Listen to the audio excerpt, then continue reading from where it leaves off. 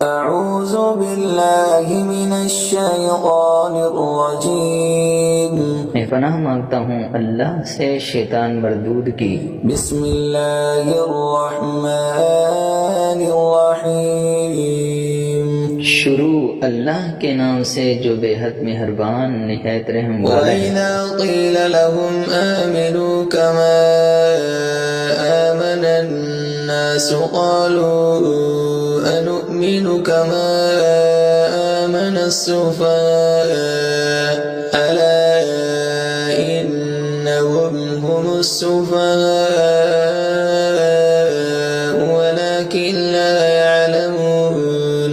اور جب کہا جاتا ہے ان کو ایمان لاؤ جس طرح ایمان لائے سب لوگ، تو کہتے ہیں کیا ہم ایمان لائیں جس طرح ایمان لائے بے وقوف؟